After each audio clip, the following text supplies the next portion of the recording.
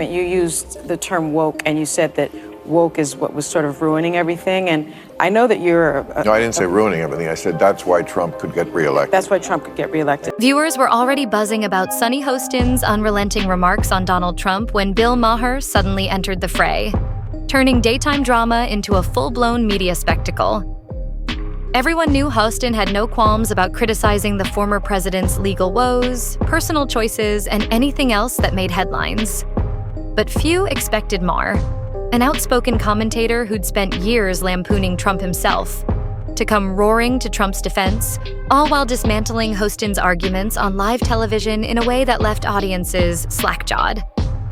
The tension began simmering the moment Maher pointed out a growing irony in Hostin's approach. She'd been repeatedly harping on Trump's alleged moral failures, even invoking her past career as a federal prosecutor to bolster her critiques. Yet rumors had started to circulate that her own household might soon face legal trouble. Specifically, that Hostin's husband, Manny, was under investigation for issues related to medical billing and potential RICO violations. Maher seized on the story, pointing out the glaring disconnect between Hostin preaching moral high ground on TV and the swirling scandals at home. Woke is a word used by the Black community to note that we must be aware of social injustices. But words and migrate. So why is that a bad thing? It's not a bad thing, and originally that was absolutely a great thing. Alert to injustice, who's not for that? But words do migrate. Critics of Hostin pounced on this angle and quickly claimed she was displaying the very behavior she decried in others, lambasting one figure for alleged wrongdoing while overlooking her family's mounting legal hazards. Maher didn't just challenge Hostin's consistency. He tore into the entire rationale behind her daily verbal assaults. In his view, Hostin's approach wasn't only about holding someone accountable. It felt more like a relentless pursuit of personal vindication, which Maher believed would inevitably backfire. He argued that hammering away at Trump's every move only fuels his supporters to double down.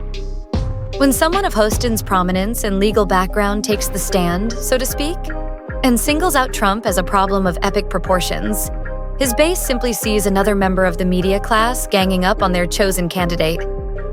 Maher hammered this point relentlessly, weaving statistics and public opinion polls into his commentary to prove that every time Trump is dragged through the mud, his polls often show a bump in support. Hostin didn't back down. She continued delivering scorching critiques on The View, weaving in references to Trump's past public statements and ongoing investigations, never shying away from ominous hints that these legal entanglements might escalate. In her eyes, these examples were evidence enough that he was unfit for leadership.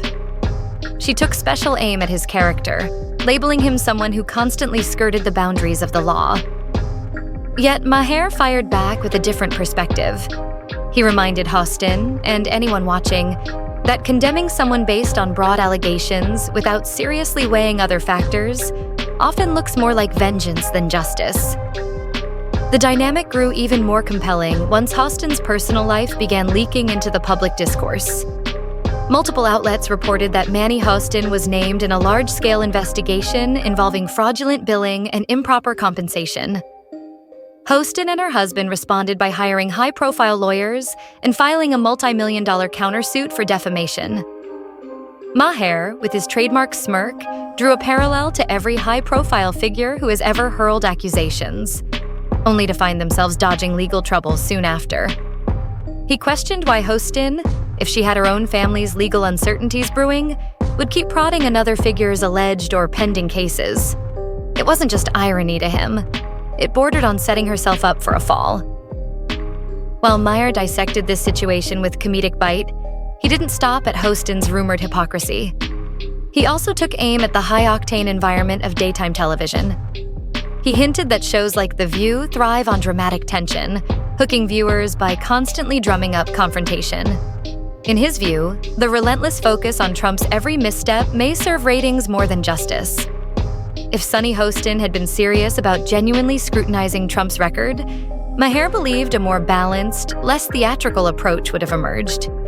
Instead, the spectacle of daily takedowns came across like a scripted storyline, and the second any whiff of scandal touched her personal life, the entire structure began to wobble. Hostin's co-hosts on The View tried rallying behind her, but even that backfired in unexpected ways. When Whoopi Goldberg stepped in to defend Hostin's fervent criticisms, Maher spotlighted the fact that Goldberg herself had recently landed in trouble for controversial on-air statements.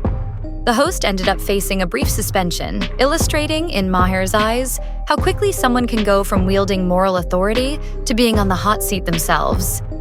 He joked that the media cycle seems to have an impeccable sense of timing, with each new twist guaranteed to make the entire show look like a revolving door of moral scolding and unexpected public reckonings.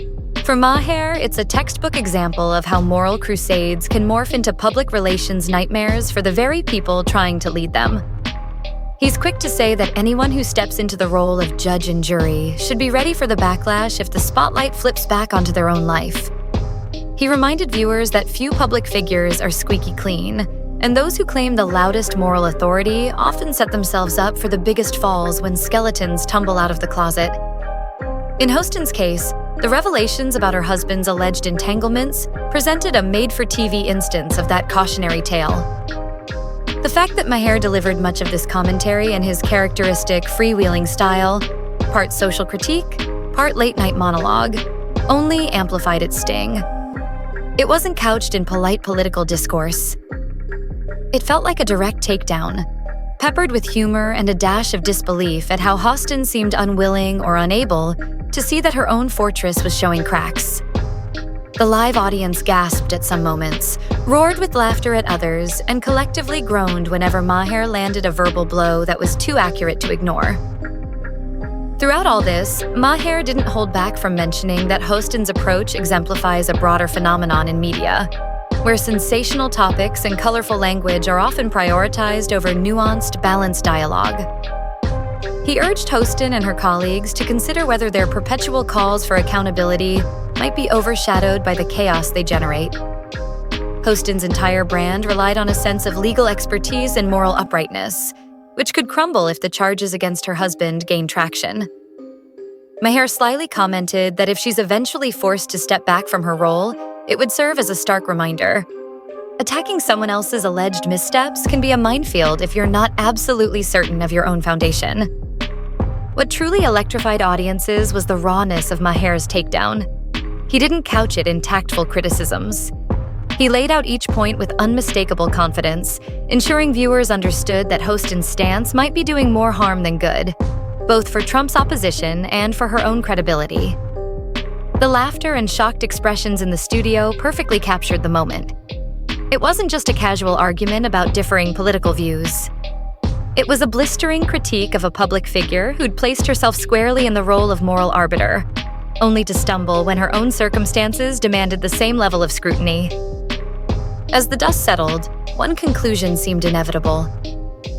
In a media landscape where verbal sparring and headline-grabbing narratives dominate, even the most assured personalities can find themselves on the defensive overnight. Sometimes all it takes is one well-aimed critique to transform the hunter into the hunted.